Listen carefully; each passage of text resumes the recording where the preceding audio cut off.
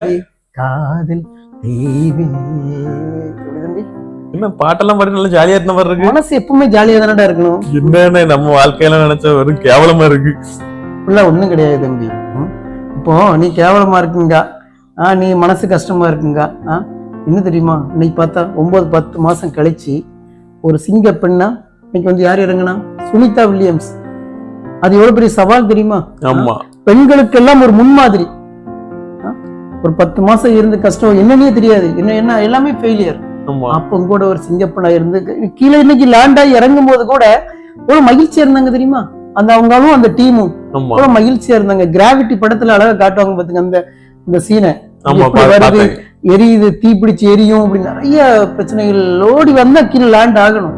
இதெல்லாம் தாண்டி வர்றதே ஒரு பெரிய சக்சஸ் ஆன ஒரு விஷயம். அது மாதிரி வந்து வாழ்க்கையில எல்லாத்தையும் இலக்குவா எடுத்துக்க வேண்டியதானே. சிங்கத்தின் இறைக்காகவே மான்கள் படைக்கப்பட்டிருந்தால் மான்களுக்கு வேகமாக ஓடும் கால்களையும் இறைவன் கொடுத்திருக்க மாட்டார். எல்லாமே நமக்குள்ள என்ன இருக்கு, நமக்குள்ள எல்லாம் இருக்கு. அத வந்து நல்ல ஒரு மன உறுதியை ஏற்படுத்திக்கிட்டு எதுவும் இல்ல, எல்லாமே கடந்து போகும் அப்படி நினைச்சு வாழ்க்கையை கொண்டு போனோம்னு வச்சுக்கிய வாழ்க்கை வந்து சக்சஸா முடியும்.